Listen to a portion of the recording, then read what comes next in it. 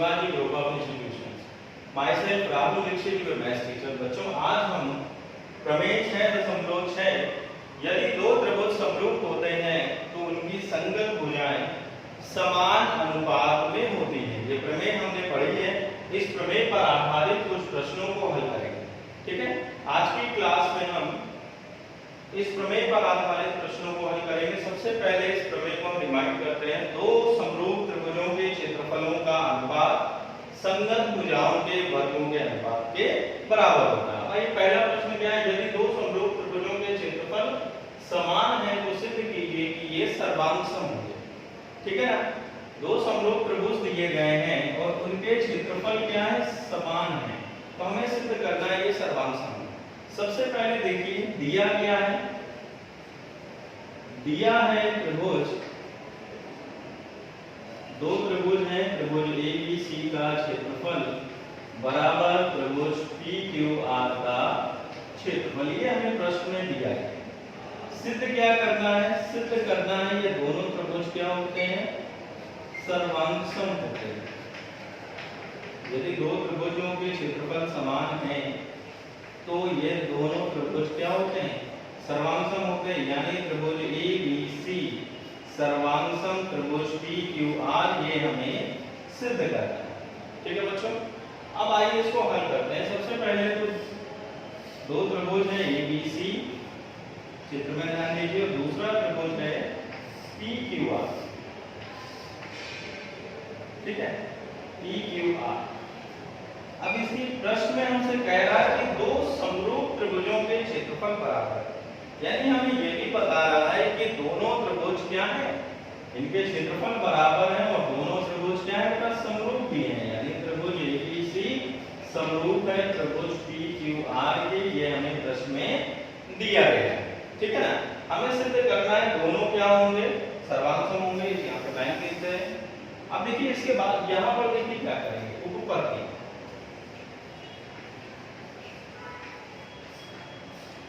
दिया है हमें दो समरूप त्रिभुज हैं ABC समरूप त्रिभुज PQR के, और साथ में हमें क्या दिया गया है, दोनों के क्षेत्रफल बराबर है।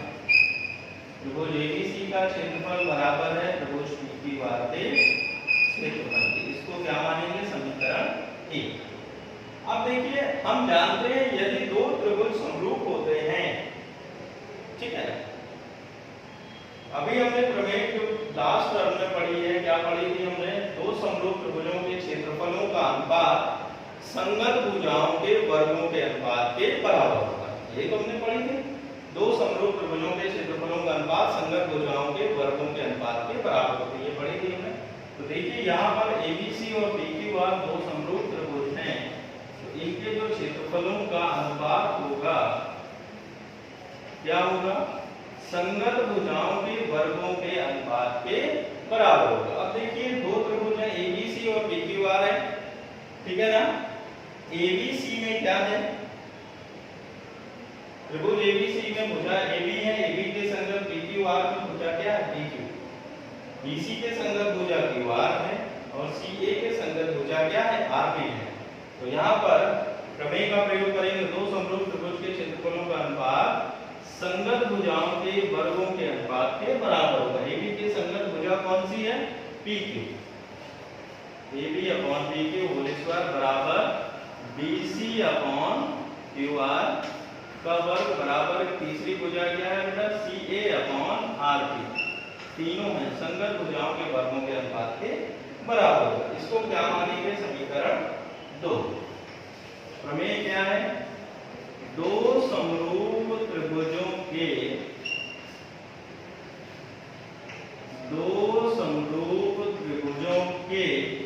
क्षेत्रफलों का अनुपात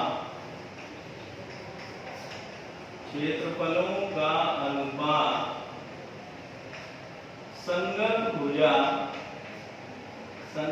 भुजा के वर्गों के अनुपात के बराबर होता है। संगत भुजाओं के वर्गों के अनुपात के बराबर होता है।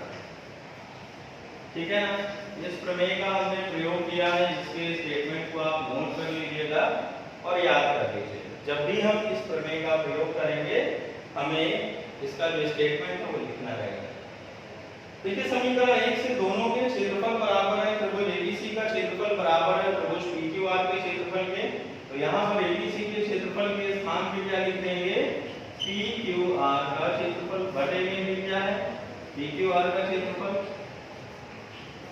ठीक है ना, बराबर में क्या है AB upon PQ whole square बराबर BC अपॉन QR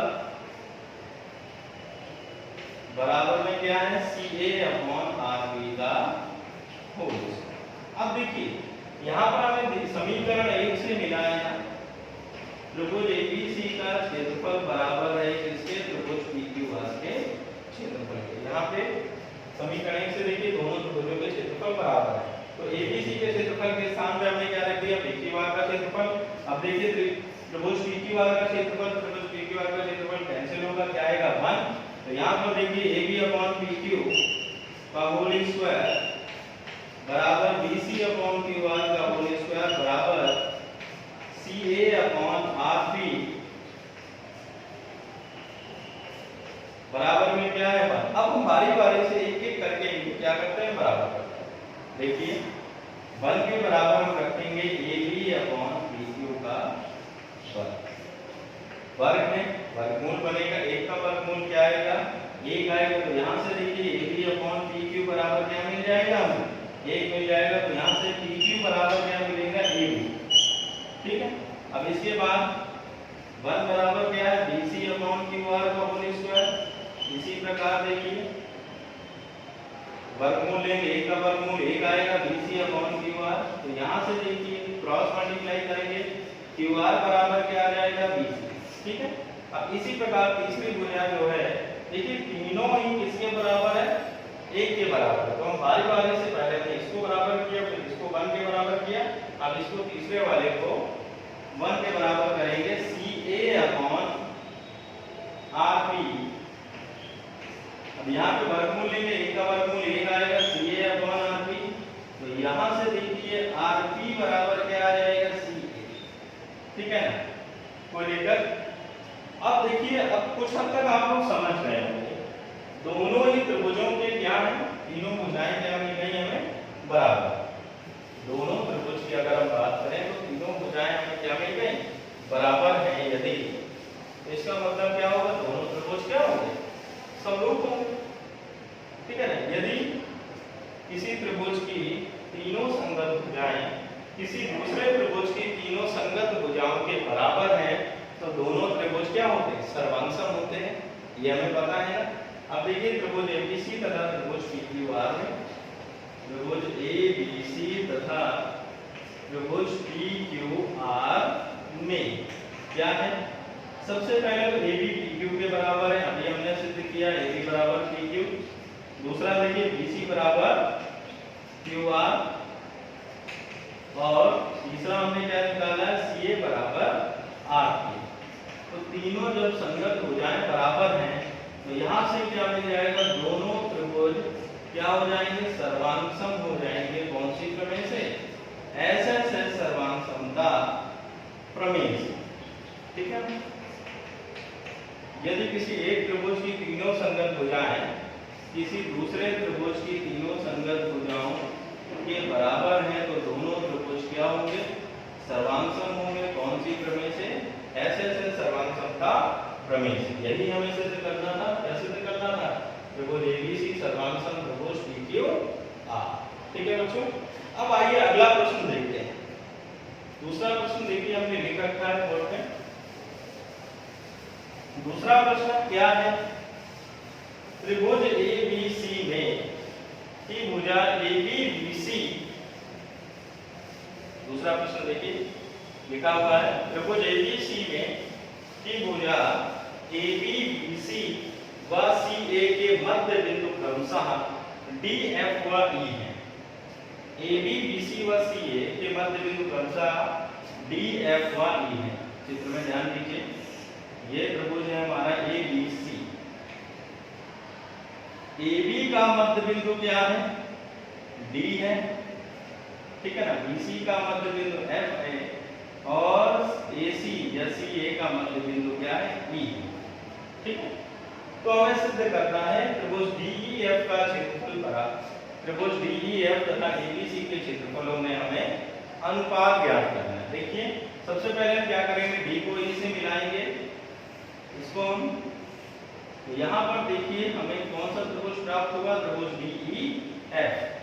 हमें क्या करना है, इस त्रिभुज DEF का क्षेत्रफल और त्रिभुज ABC के क्षेत्रफल में अनुपात ज्ञात करना है। ठीक है ना, आइए हल करते हैं इसको। सबसे पहले तो हम बात करेंगे, हमने एक मध्य बिंदु प्रमेय पढ़ी, गुणा करिए क्लास 9 में। दो भुजाओं के मध्य बिंदु को मिलाने वाली रेखा जो होती है वो तीसरी भुजा के समांतर होती है और लंबाई में उससे आधी होती है। ठीक है ना, तो यहाँ पर हम मध्य बिंदु प्रमेय का प्रयोग करेंगे। देखेंगे त्रिभुज ABC में, त्रिभुज ABC में क्या मिलेगा हमको।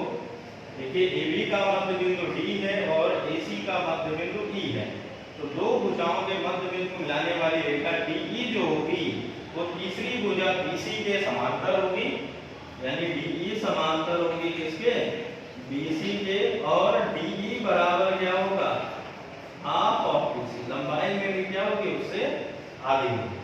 ठीक है ना, यहाँ पर आप लिखना चाहें पूरा स्टेटमेंट लिख सकते हैं या ये भी लिख सकते हैं, मध्य बिंदु प्रमेय से।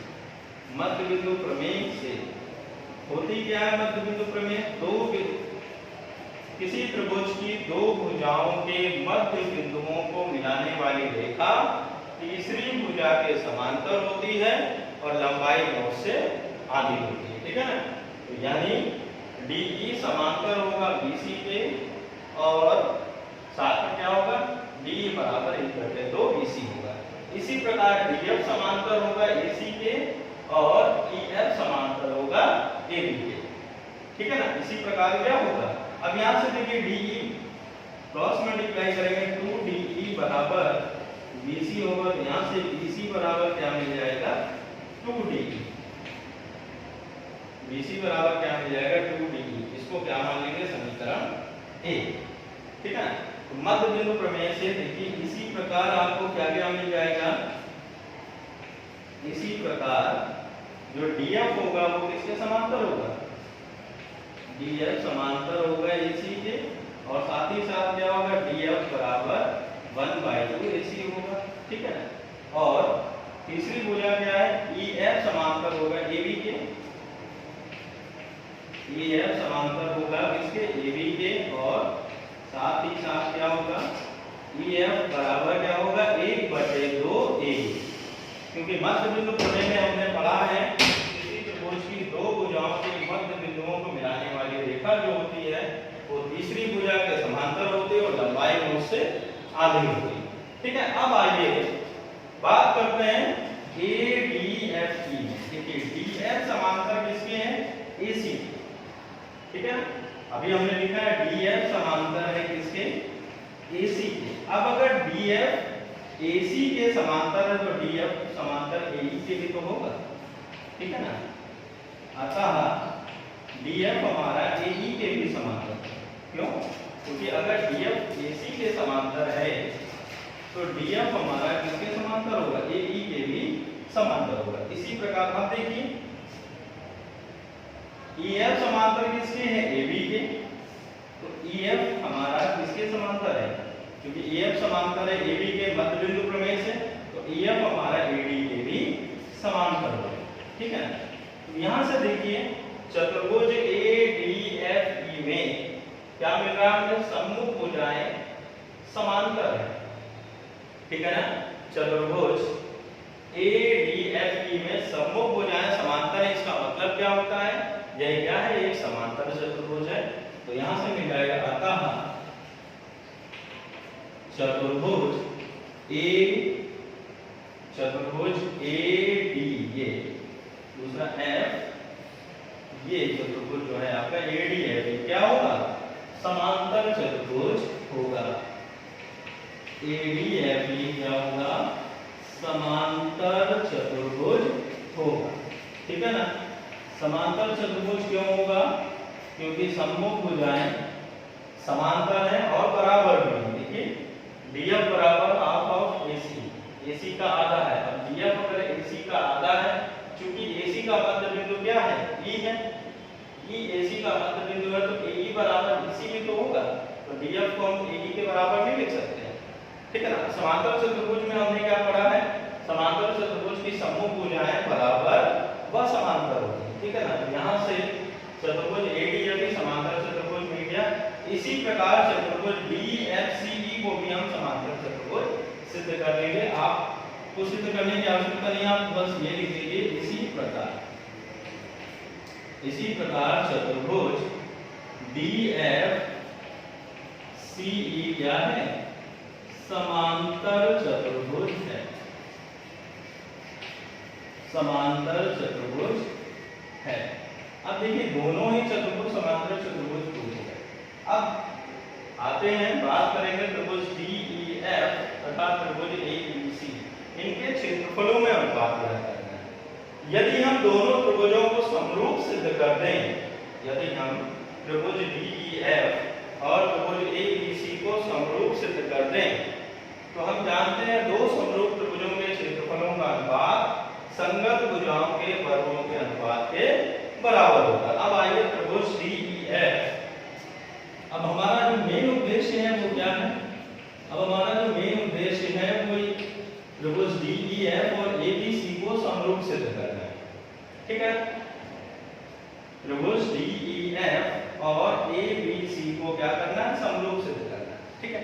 अब देखिए अभी हमने सिद्ध किया ADFE क्या है, समांतर चतुर्भुज है, और हम जानते हैं समांतर चतुर्भुज की प्रॉपर्टी होती है कि समांतर चतुर्भुज के समूह कोण बराबर होते हैं, ठीक है ना, यानी कोण F कोण A के बराबर होगा, यानी त्रिभुज DEF में कोण DFE त्रिभुज ABC के कोण A के बराबर होगा, है ना। तो यहाँ से हमें क्या मिलेगा, कोण DFE बराबर कोण A, कारण लिख देंगे समांतर चतुर्भुज ADFE के समूह कोण, ये पर्याप्त है, तो आप इतना लिख देंगे समांतर चतुर्भुज ADFE के समूह कोण। हम जानते हैं किसी भी समांतर चतुर्भुज के समूह कोण क्या होते हैं, बराबर होते हैं। अब इसके बाद आइए, अब दूसरा समांतर चतुर्भुज हमने क्या निकाला था, DFCE समांतर चतुर्भुज है, तो ये कोण इसके बराबर होगा, ठीक है ना। ये वाला जो कोण है वो किसके बराबर होगा, इसके। तो यहाँ से क्या मिलेगा, कोण FDE बराबर कोण किसके होगा, C के। त्रिभुज DEF में कोण FDE त्रिभुज ABC के कोण C के बराबर है। तो देखिए क्या मिलेगा, कोण FDE बराबर किसके होगा, कोण C के। यहाँ पर कारण क्या होगा, कारण वही है समांतर चतुर्भुज, चतुर्भुज केवल बदल जाएगा, समांतर चतुर्भुज DFCE के समूह कोण, DFCE के क्या है, समूह कोण। अब हमें पता है समांतर चतुर्भुज के समूह कोण क्या होते हैं, बराबर होते हैं। अब देखिए यहाँ पर दोनों त्रिभुजों में हमने दो कोण बराबर कर दिए, तो क्या मिल गया, त्रिभुज DEF समरूप त्रिभुज ABC। कौन सी प्रमेय से, कोण कोण समरूपता प्रमेय से। यदि दो त्रिभुज समरूप होते हैं, यदि दो त्रिभुज समरूप होते हैं तो क्या होगा, यदि दो त्रिभुज समरूप होते हैं तो उनकी संगत, तो उनके क्षेत्रफलों का जो अनुपात होता है वो संगत भुजाओं के वर्गों के अनुपात के बराबर होता है। क्या होता है, दो समरूप त्रिभुजों के क्षेत्रफलों का अनुपात संगत भुजाओं के वर्गों के अनुपात के बराबर होता है। अब देखिए यहाँ से क्या मिलेगा आपको, यहाँ से देखिए क्या मिलेगा, त्रिभुज DEF का क्षेत्रफल बटे त्रिभुज ABC का क्षेत्रफल बराबर क्या होगा, ठीक है ना। अब DEF और ABC दोनों में संगत भुजाएं कौन कौन सी हैं, D के संगत भुजा क्या है, BC है। त्रिभुज DEF में भुजा DE है और त्रिभुज ABC में DE के संगत भुजा क्या है BC। तो यहाँ पर क्या होगा DE अपॉन BC का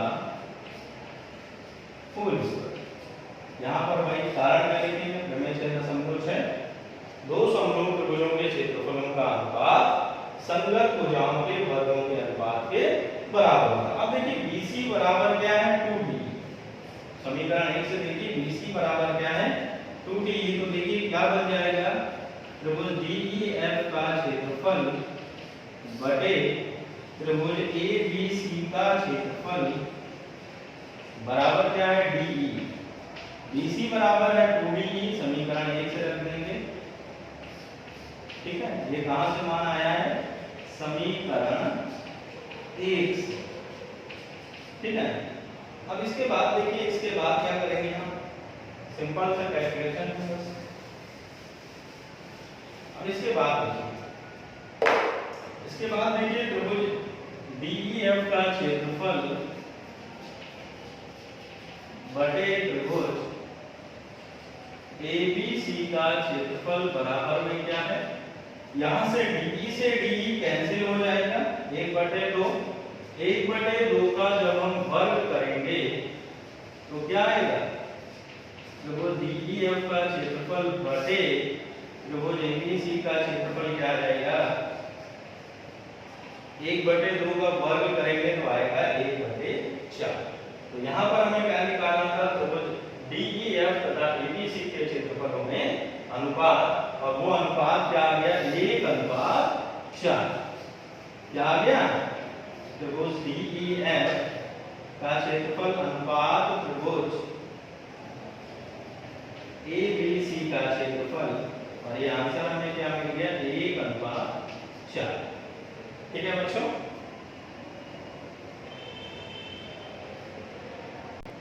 अब आइए अगला प्रश्न देखते हैं। सिद्ध कीजिए कि किसी वर्ग की किसी भुजा पर बनाए गए समबाहु त्रिभुज का क्षेत्रफल उसी वर्ग के विकर्ण पर बनाए गए समबाहु त्रिभुज के क्षेत्रफल का आधा होता है। ठीक है दिया है एक कोई वर्ग है ABCD माना ABCD एक वर्ग है ABCD एक समबाहु त्रिभुज वर्ग की किसी भुजा पर बना है माना एक कोई त्रिभुज बना है AOB। ठीक है जो कि वर्ग की भुजा पर बन रहा है और दूसरा त्रिभुज बन रहा है इस पे विकर्ण पे बन रहा है। दूसरा त्रिभुज हमने मान लिया है क्या है BDE। क्या मान लिया हमने BDE। ठीक है ना एक त्रिभुज AOB है जो वर्ग की भुजा पर बन रहा है और दूसरा त्रिभुज BDE है जो वर्ग के विकर्ण पर बन रहा है। हमें क्या से दिया है त्रिभुज दिया है ABCD एक क्या है वर्ग है ABCD एक वर्ग है और त्रिभुज AOB एक समबाहु त्रिभुज है जो कि वर्ग की भुजा पर बन रहा है तथा त्रिभुज BDE समबाहु त्रिभुज है जो कि वर्ग के विकर्ण पर बन रहा है। अब आइए सिद्ध क्या करना है। सिद्ध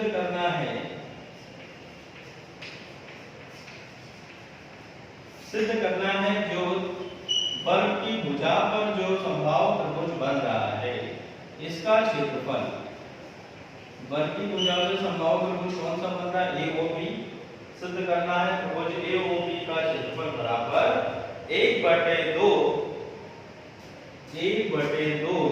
गुणे त्रिभुज BDE का क्षेत्रफल। ठीक है ना ये हमें सिद्ध करना है यानी वर्ग की किसी भुजा पर बने समबाहु त्रिभुज का क्षेत्रफल वर्ग के विकर्ण पर बने समबाहु त्रिभुज के क्षेत्रफल का क्या होता है। अब देखिए समबाहु त्रिभुज की प्रॉपर्टी हम जानते हैं समबाहु त्रिभुज का प्रत्येक कोण क्या होता है 60 अंश होता है तथा प्रत्येक भुजा बराबर होती है और दो समबाहु त्रिभुज जो होते हैं वो एक दूसरे के क्या होते हैं समरूप होते हैं। ठीक है दो समबाहु त्रिभुज एक दूसरे के समरूप होते हैं क्योंकि यहाँ पर देखिए प्रत्येक कोण 60 अंश है और ये भी प्रत्येक कोण 60 अंश है। ठीक है ना। तो दो समबाहु त्रिभुज एक दूसरे के क्या होते हैं, समरूप होते हैं। ऊपर माना वर्ग ABCD की भुजा, वर्ग ABCD की भुजा क्या है, A। वर्ग ABCD की भुजा क्या है, A है। ठीक है। अब हम जानते हैं वर्ग का विकर्ण क्या होता है, भुजा √2। ठीक है ना। अब यहां से निकाल लीजिए वर्ग का विकर्ण। वर्ग का विकर्ण होता है भुजा √2। ठीक है ना। अब भुजा क्या है, A√2। विकर्ण क्या लिख दिया गया, BD। BD क्या है, विकर्ण है। अब इसके बाद देखिए ये दोनों ही त्रिभुज समबाहु त्रिभुज हैं, यानी त्रिभुज AOB समरूप होगा त्रिभुज BDE। ठीक है। समरूप सिद्ध करने की जरूरत नहीं है, दो समबाहु त्रिभुज सदैव समरूप होते हैं, लेकिन समबाहु त्रिभुज का प्रत्येक कोण 60 अंश होता है। ठीक है ना। तो ये दोनों ही त्रिभुज क्या होंगे, समरूप होंगे। तो अब हम जानते हैं दो समरूप त्रिभुजों के क्षेत्रफलों का जो अनुपात होगा वो संगत भुजाओं के वर्गों के अनुपात के बराबर होगा। यानी त्रिभुज AOB का क्षेत्रफल बटे त्रिभुज BDE का क्षेत्रफल बराबर क्या होगा, AOB में भुजा लेंगे AB और AB की संगत भुजा कौन सी लेंगे हम, त्रिभुज BDE में BD भुजा लेंगे। AB की संगत भुजा क्या लेंगे हम, BD। तो यहाँ पर क्या मिलेगा, AB/BD का होल स्क्वायर। अब देखिए त्रिभुज AOB का क्षेत्रफल बटे त्रिभुज BDE का क्षेत्रफल बराबर AB का मान क्या है, AB वर्ग की भुजा है, AB का मान क्या है, 1 है। AB बराबर 1 है। देखिए वर्ग की भुजा है और विकर्ण BD बराबर आके क्या है, √2। तो यहाँ पर AB और BD का मान रखेंगे, वर्ग है। अगले स्टेप में देखेंगे क्या होगा, तो AOB का क्षेत्रफल बटे BDE का क्षेत्रफल बराबर में क्या होगा, A से ये कैंसिल 1/√2 का स्क्वायर करेंगे तो क्या आ जाएगा, 1/2। तो यहाँ से अगले स्टेप में देखिए क्रॉस मल्टीप्लाई हो जाएगा, इसका गुणा होगा। तो AOB का क्षेत्रफल बराबर क्या होगा, 1/2 गुणे त्रिभुज BDE का क्षेत्रफल। ठीक है ना। तो यहाँ से देखिए किसी वर्ग के, किसी भुजा पर बने समबाहु त्रिभुज का क्षेत्रफल वर्ग के विकर्ण पर बने समबाहु त्रिभुज के क्षेत्रफल का क्या होगा, आधा। AOB वर्ग की भुजा पर बने समबाहु त्रिभुज का क्षेत्रफल और BDE क्या है, वर्ग के विकर्ण पर बने समबाहु त्रिभुज का क्षेत्रफल। ठीक है बच्चों, यही तो हमें सिद्ध करना था ना, त्रिभुज AOB का क्षेत्रफल बराबर 1/2 गुणे त्रिभुज BDE का क्षेत्रफल। Okay student, that's all for today.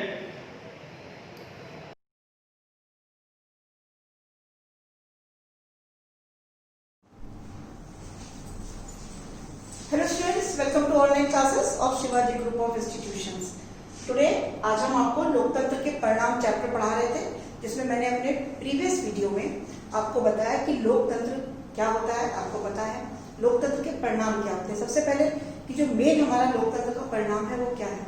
लोकतंत्र आपको पता है कई तरह के शासन होते हैं, जिसमें एक लोकतंत्र होता है, दूसरा हमारा राजतंत्र होता है और तीसरा हम तानाशाही शासन भी, जिसको हम लोग डिक्टेटरशिप भी बोलते हैं, तो उसको तानाशाही शासन भी बोलते हैं।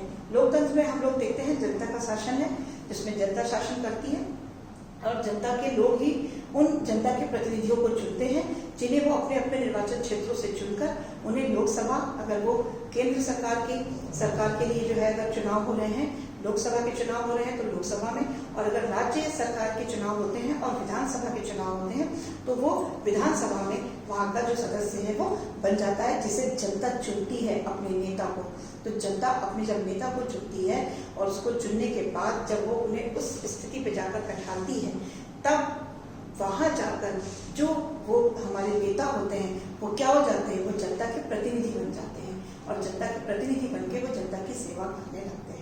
तो जो हमारा लोकतंत्र का हम परिणाम देख रहे हैं कि अगर हमारी लोकतंत्र, हमने देखा कि लोकतंत्र जो है बहुत संघर्षों बहुत आंदोलनों और क्रांतियों के बाद हर एक जगह विश्व में कहीं पर भी देखिए तो लोकतंत्र जो है वो बहुत मुश्किलों के बाद में आ पाई। जैसे कि नेपाल में तो भी हमने देखा कुछ सालों पहले ही जो है वो लोकतांत्रिक हुआ, उसके पहले तक वो राजतांत्रिक चल रहा था और वहाँ पे राजा का ही शासन चल रहा था।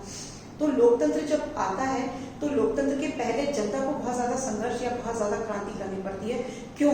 क्योंकि जो लड़ाई होती है या जो भी अपवाद या विवाद होते हैं वो जनता के राजा के साथ होते हैं, जो कि बहुत इजी नहीं होते हैं।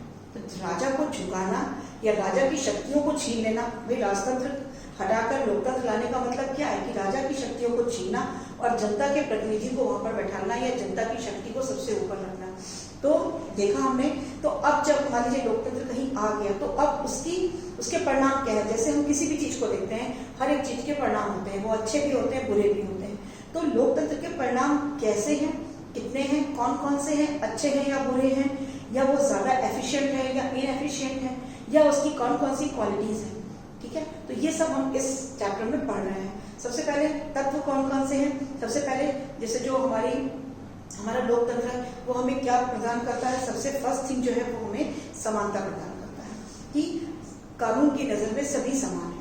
ये हमें लोकतंत्र में ही देखने को मिलता है, क्योंकि लोकतंत्र में वयस्क मताधिकार को सबसे ऊपर रखा जाता है।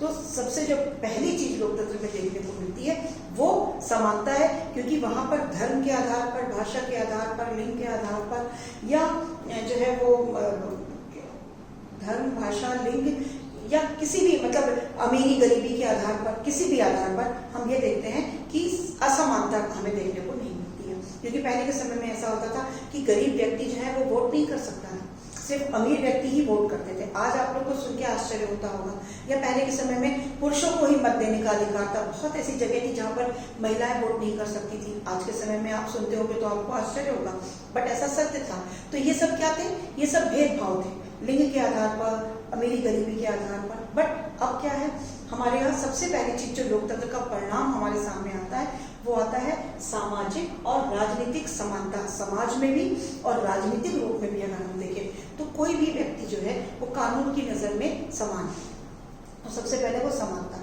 दूसरा क्या है कि अगर कोई विवाद होते हैं या विवादों को जन्म अगर कोई भी व्यक्ति दे रहा है या विवाद हमारे समाज में फैल रहे हैं, तो लोकतंत्र में क्या होता है, हम हर एक विवाद को शांत करने के लिए लोगों के अंदर एक सतर्कता आ गई है। क्योंकि लोग क्या हो गए हैं, अवेयर हो गए हैं, लोगों में सतर्कता है। क्यों? क्योंकि लोग राजनीति से जुड़ रहे हैं। आज लोगों को अपनी अहमियत पता चलती है, वो डिसीजन मेकिंग में, मतलब निर्णय की लेने की प्रक्रिया में, मतलब कि सोचिए सरकार जो निर्णय ले रही है उसका प्रभाव जनता पे भी पड़ रहा है। तो जनमत को बनाने में जो हमारे लोकतंत्र का एक और परिणाम है वो है जनमत का निर्माण। जो लोकतंत्र है वो जनमत का निर्माण करता है। उसको लोकतंत्र ही एक ऐसा शासन है जहां पर जनता अपने मत को बनाने में सहायक होती है, वो अपनी बात वहां तक कह सकती है। क्यों? क्योंकि एक सामान्य व्यक्ति का सरकार तक पहुंचना, अपनी बात को सरकार तक पहुंचाना इतना आसान नहीं है। लेकिन लोकतंत्र एक ऐसा शासन है जिसके द्वारा जनता, एक साधारण जनता जो होती है वो अपनी बात उठा सकती है, अपनी बात कह सकती है। क्यों?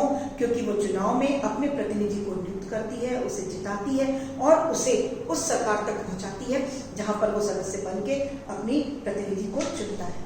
इसी के साथ साथ हम देख रहे हैं कि किस तरीके से, तो हमने देखा कि लोकतंत्र के परिणाम में पहला परिणाम समानता, फिर जनमत का निर्माण करना, इसी के साथ साथ विवादों का निपटारा करना, और तीसरा अगर कोई गलती हो भी जाती है, जैसे कि मान लीजिए हमने अपने नेता को चुनने में अगर कोई गलती करी, तो उसके बाद हम ये देखते हैं कि हमारे पास एक मौका होता है कि हम 5 साल के बाद अपने नेता को बदल सकते हैं। तो ये एक हमारे पास ऐसा एक मौका है कि हम अपनी गलतियों में सुधार भी कर सकते हैं। तो यही एक, अब राजा तो जो राजा बन गया वो बन गया। राजतंत्र में तो ऐसा नहीं होता ना, क्योंकि जनता के पास शक्ति नहीं होती है, पर यहाँ पे जनता के पास ये शक्ति है कि वो अपनी गलतियों का सुधार भी कर सकती है। तो ये सारे हमारे क्या थे, लोकतंत्र के तत्व थे।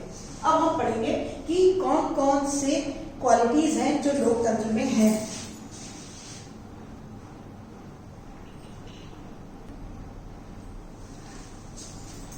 हाँ, तो अब हम पढ़ रहे हैं कि क्या लोकतंत्र की क्या क्या विशेषताएं हैं। आज हम जो हमारा मेन टॉपिक है वो है लोकतंत्र की विशेषताएं, जिसमें पहली है उत्तरदायी शासन, दूसरी है जिम्मेदार शासन, तीसरा पारदर्शी शासन और चौथा है वैध शासन। अब उत्तरदायी शासन से मतलब है कि इस जो हमारी लोकतंत्र है इसमें जनता अपना नेता खुद चुनती है और जब कोई भी नेता जनता का प्रतिनिधि बन जाता है और शासन में चला जाता है, तब वो उत्तरदायी शासन इसलिए कहा जाता है। क्यों? क्योंकि वो अपनी जो भी वो काम कर रहा है, जो भी शक्तियां उसको प्राप्त हैं, जिन शक्तियों को वो जो है वो इस्तेमाल कर रहा है, वो उनके प्रति उत्तरदायी होता है। क्योंकि जो उसको शक्तियां दी जा रही हैं, देखिए जहां पे लोकसभा में पहुंचे, लोकसभा में पहुंचने के बाद आप लोगों को पता है एक सत्तारूढ़ दल होता है और दूसरा विपक्षी दल होता है। तो जो सत्तारूढ़ दल होता है, जब वो सत्ता में आ जाता है, अपनी सरकार को बना लेता है, तो वो उत्तरदायी होता है अपनी हर एक कार्य का, जो भी कार्य वो कर रहा है। क्यों? क्योंकि उसको बहुत सारी शक्तियां मिल गई हैं। तो अगर वो उत्तरदायी शासन ना हो लोकतंत्र को, और उसको उत्तर देना ना हो अगर किसी को भी, विपक्ष को या लोकसभा के अन्य सदस्यों को, तो क्या हो, वो अपनी शक्तियों का गलत दुरुपयोग करे। बट ऐसा नहीं हो पाता है। क्यों? क्योंकि जो विपक्षी होते हैं वो भी उसी सभा में होते हैं और वो उनसे बराबर उनको प्रश्न करने का अधिकार है, उनसे किसी भी बात को जानने का, किसी भी तरह की जानकारी प्राप्त करने का। और इसी के साथ साथ हमने पढ़ा कि अभी हम आगे बताऊंगी, जैसे पारदर्शी शासन, जिसमें कि हम बताएंगे कि किस तरीके से लोगों के पास भी राइट टू इंफॉर्मेशन, मतलब सूचना का अधिकार, हर एक सूचना को प्राप्त करने का अधिकार है। तो ये सब चीजें जो है वो लोकतंत्र को क्या बनाती है, एक उत्तरदायी शासन बनाती है कि उन्हें उत्तर देना होगा हर एक प्रश्न का, चाहे जनता उनसे करे। क्यों? क्योंकि जनता ने उनको जिताया, क्योंकि वो जनता के प्रतिनिधि हैं, वो जनता के प्रति क्या है, उत्तरदायी है। उनको उनके हर प्रश्न का उत्तर देना होगा, और नहीं तो क्या होगा, 5 साल के बाद वो उन्हें हटा भी सकते हैं, क्योंकि ये अधिकार जो है वो जनता के पास होता है। सेकेंड है जिम्मेदार शासन। जिम्मेदार का मतलब कि लोकतांत्रिक जो सरकार होती है वो एक जिम्मेदार शासन होती है, वो अपनी जिम्मेदारियों को पूरा निभाती है। क्यों? क्योंकि वो जनता के द्वारा चुनी हुई है। और जैसे जिस समय इलेक्शंस होते हैं, आप लोग देखते हो कोई भी नेता होते हैं, वो क्या करते हैं, बड़े बड़े वादे करते हैं, बहुत सारी जिम्मेदारियों के साथ में वो खड़े होते हैं, और किसी भी, या तो किसी सामाजिक जो है वो जनमत को लेकर, या किसी जो है बहुत बड़ी जो है प्रॉब्लम्स को लेकर, उस समय पे जो भी एक करंट में प्रॉब्लम्स चल रही होती है वो उनको मुद्दा बनाते हैं, या किसी एक वर्ग को लेकर, किसी एक हो सकता है किसी अल्पसंख्यक वर्ग की किसी समस्या को लेकर वो जिस तरीके से बनाते हैं, वो एक जिम्मेदारी के साथ में आगे बढ़ते हैं, और उस जिम्मेदारी को पूरा करना उनका फर्ज हो जाता है। तो ये एक जिम्मेदार शासन भी कहलाती है।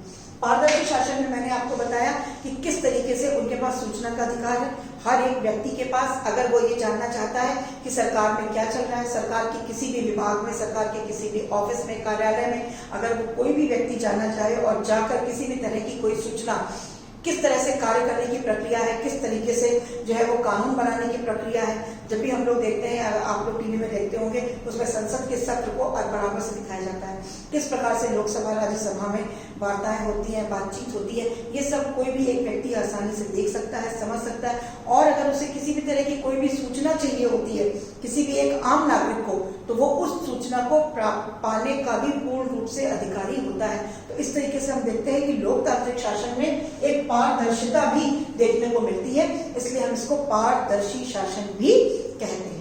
इसी के साथ साथ लास्ट है हमारा वैध शासन। वैध का मतलब होता है लीगल, लेजिटिमेट भी बोलते हैं हम इसको, कि यहाँ पे बहुत सारे कानून, बहुत सारे सिद्धांत, बहुत सारे नियम और नीतियों के साथ में हम इसको लागू करते हैं। क्योंकि लोकतंत्र में तभी हम लोग कभी कभी बोलते हैं ना कि क्या ये एफिशिएंट है कि इनएफिशिएंट है, वो इसलिए भी कहा जाता है। क्यों? क्योंकि जैसे और अगर हम दूसरे शासन में देखते हैं, शासन के रूपों में देखते हैं, जैसे कि राजतंत्र में या तानाशाही में, वहां पर क्या होता है, जो निर्णय लेने की प्रक्रिया होती है बहुत शीघ्र हो जाती है। क्यों? क्योंकि निर्णय सिर्फ कुछ लोगों को लेने होते हैं, और राजा अपने हिसाब से अपने नियम बना लेता है, अपने जो है वो कानून बना लेता है, और उसी हिसाब से जनता को उसका पालन करना पड़ता है। तो हो सकता है कि जब वो कानून बने तो सारी जनता जो होती है उससे संतोषजनक उसको उसका उत्तर नहीं मिल पाता, वो संतोष उसको प्राप्त नहीं होता है। क्यों? क्योंकि उसमें उसकी मर्जी शामिल नहीं है। निर्णय जो भी कानून बना उसमें जनता की कोई प्रक्रिया नहीं है, उसमें जनता का कोई हाथ नहीं है। क्योंकि जो राजा होते हैं या राजतंत्र या जो तानाशाही शासन होते हैं, वहां पे जनता का कोई महत्व नहीं होता है, जनता के मत का कोई महत्व नहीं होता है। इसलिए जब भी वो कानून या वो नियम बनते हैं तो जनता उससे क्या होती है, सेटिस्फाइड नहीं होती है। बट जो हमारा लोकतांत्रिक शासन है, इसलिए उसको वैध कहते हैं, क्योंकि यहाँ पर हर चीज एक प्रोसेस से, रूल्स, रेगुलेशन, पॉलिसीज और हर तरह के लॉस के साथ में बंधे हुए जो है कोई भी निर्णय लेने जो लिए जाते हैं या जो भी कानून बनकर आते हैं वो एक लंबी प्रक्रिया के द्वारा, तो जरूर समय उसमें ज्यादा लगता है, प्रक्रिया लंबी है, थोड़ी सी जटिल भी है, बट उसके बाद जो भी कानून बन के या कोई भी नियम, जो भी नीतियां बन के जब वो सामने आती है तो जनता उन्हें आसानी से स्वीकार कर लेती है, जनता उसका विरोध नहीं करती है। क्यों? क्योंकि उसमें जनमत पहले ही शामिल होता है, क्योंकि जनता का उसमें मत शामिल होता है, इसलिए वो ज्यादा प्रभावित भी करती है लोगों को और लोग उसको एक्सेप्ट भी आसानी से कर लेते हैं। तो हमने आज देखा कि क्या लोकतंत्र के परिणाम है, सामाजिक और राजनीतिक समानता जिसमें मेन था, इसी के साथ जनमत को लेने का अधिकार, बहुत बड़ी जो है वो परिणाम है जो बाहर निकल के आते हैं। अब इसके बाद हमने इसकी कुछ क्वालिटीज देखी जिसमें उत्तरदायी शासन, जिम्मेदार शासन, पारदर्शी शासन और वैध शासन, जिसको मैंने आपको एक्सप्लेन भी कर दिया ब्रीफली, हमें लगता है समझ में आया होगा। अब हमारा जो नेक्स्ट टॉपिक होगा वो होगा कि लोकतंत्र के परिणाम तो हमने पढ़े, फिर हमने उसकी क्वालिटीज देखी। अब इससे मतलब जो भी परिणाम लोकतंत्र के निकल के बाहर आए उससे हमारा क्या आर्थिक कल्याण होना है, क्या लोकतंत्र आर्थिक रूप से भी हमारा विकास कर रहा है, क्या इससे हमारे आर्थिक समृद्धि पे या आर्थिक विकास पे इसका क्या असर हो रहा है, ये हम देखेंगे। और इसी के साथ क्या लोकतंत्र में कुछ लोकतंत्र जो शासन है उसमें कुछ सामाजिक अंतर आता है, या देखो दो चीजें होती हैं कि नियम और कानून अलग चीज है। लोकतंत्र की जो मैं आपको बातें बता रही हूँ कि ये उत्तरदायी है, जिम्मेदार है, पारदर्शी है या वैध है, ये मैंने आपको उसकी क्वालिटीज बताई, बट क्या प्रैक्टिकली अगर हम देखें तो क्या लोकतंत्र ऐसा ही है जैसा हमने उसको बताया या जैसा हम आपको उसको दिखा रहे हैं? बट ऐसा कभी कभी नहीं होता है, जो चीज हमें दिखती है वो ओरिजिनली होती नहीं है। तो हम आगे के जो वीडियो में मैं यही क्लियर करूंगी कि जो क्वालिटीज हमें लोकतंत्र की देख रही हैं या हमने देखी तो क्या उसके सकारात्मक ही प्रभाव है या कुछ उसके नकारात्मक प्रभाव भी पड़ते हैं। तो क्या वो आर्थिक कल्याण कर रहा है या उससे कुछ सामाजिक अंतर तो नहीं आ रहा है, या फिर जो समानता को लेकर लोकतंत्र चलता है तो क्या वो समानता बराबर हमें देखने को मिलती है? ये हम आगे की वीडियोस में देखेंगे। That's all for today, thank you, have a nice day.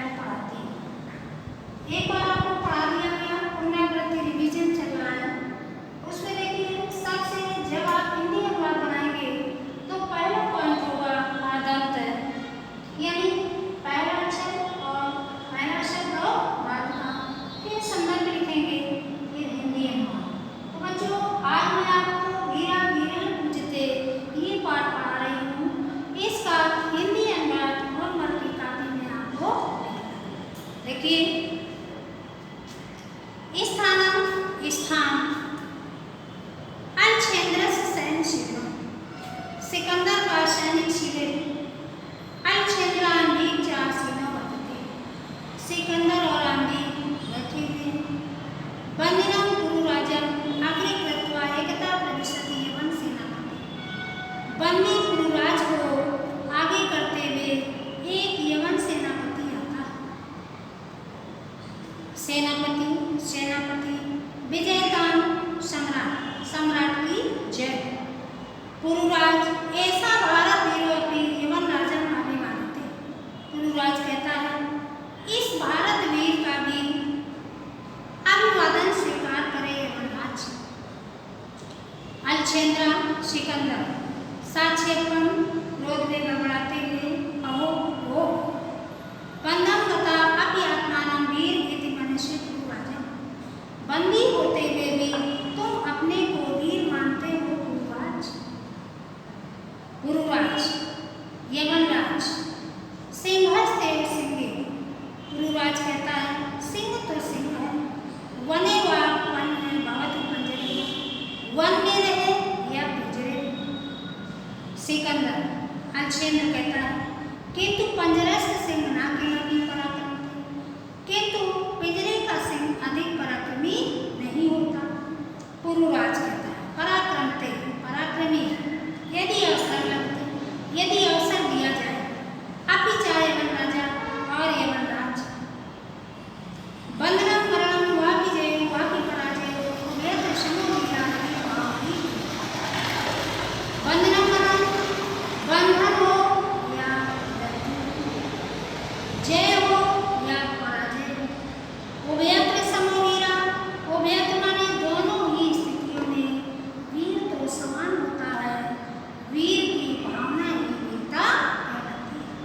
वीर भाव ही वीरता, वीर की भावना ही वीरता कहलाती है। इस श्लोक का ना देख लें। बंधनम मरणम वापि जय हो वापि पराजय। बंधन हो या मृत्यु हो, जय हो या पराजय हो, उभयत्र माने दोनों ही स्थितियों में वीर तो समान होता है। वीर भाव ही वीरता, वीर की भावना ही वीरता कहलाती है। आंगिराज सम्राट वाचाला ऐसा हंतव्य। आंगिराज कहते सम्राट ये वाचाल मानने योग्य है। सेनापति आदेशित सम्राट, सेनापति कहता है आदेश दे सम्राट। अलछेंद्र सिकंदर आत्मा मैत्री संदेह अस्वीकरणे तो किम अभिमतम आसी गुरुराज। सिकंदर कहता है तुमने मेरी मित्रता की संधि को अस्वीकार करके, तुमने मेरी मित्रता की संधि को अस्वीकार किया है, तो किम अभिमतम, इसमें तुम्हारा क्या मत है गुरुराज। गुरुराज कहता है स्वराजस्य रक्षा। गुरुराज कहता है अपने राज्य की रक्षा, राष्ट्रद्रोह से मुक्ति और राष्ट्रद्रोह से छुटकारा। अलछेंद्र सिकंदर मैत्री करने या कि राष्ट्रद्रोह, मित्रता करना क्या राष्ट्रद्रोह है। गुरुराज कहता है हाँ राष्ट्रद्रोह, हाँ राष्ट्रद्रोह है। यवनराज एकम इदम भारतम राष्ट्रम, भारत एक राष्ट्र, बहुन चार राज्यान और यहाँ बहुत से राज्य हैं। बहवा शासका, बहुत से शासक हैं। त्वं मैत्री संधिना तान विभज्य भारतं जेतुम् इच्छसि, तुम मित्रता की संधि द्वारा इसे विभाजित करने की इच्छा कर रहे हो। तुम मित्रता की संधि द्वारा इसे विभाजित करने की या जीतने की इच्छा कर रहे हो। आम्बिका चास्यम प्रत्यक्षम प्रमाणम, आम्बिक इसका प्रत्यक्ष प्रमाण है। अलछेंद्र सिकंदर भारतम एकम राष्ट्रम इति तो वचनम विरुद्धम। सिकंदर कहता है भारत एक राष्ट्र है, ये तो विरुद्ध वचन है, ये तो वचन विरुद्ध है। इति तावत राजाना जनाचा परस्परम युध्यन्ते, यहाँ राजा आपस में लड़ाई झगड़ा करते रहते हैं। गुरुराज कहता है तत् सर्वम अस्माकम आंतरिक विषय। गुरुराज क्या कहता है यह हमारा आंतरिक विषय है, आंतरिक मामला है। बाह्य सत्य तत्र हस्तक्षेप असहाय गुरुराज, बाहरी शक्तियों का हस्तक्षेप असहनीय है यवनराज। पृथक धर्म पृथक भाषा भूषा इति वयम सर्वे भारतीय, अलग अलग धर्मों भाषाओं वेशभूषा के होते हुए भी हम सभी भारतीय हैं।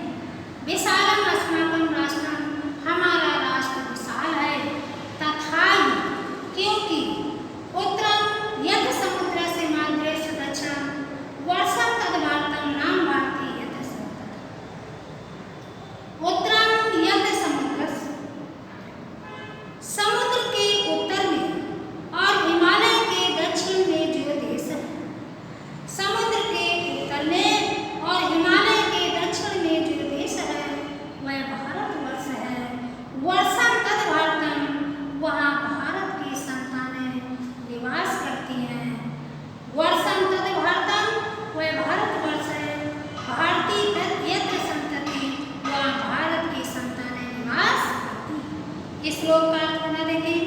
उत्तरम यत् समुद्रस्य, समुद्र के उत्तर में और हिमालय के दक्षिण में जो देश है, वर्षं तद् भारतम, वह भारतवर्ष है। वहाँ भारत की संतानें निवास करती हैं।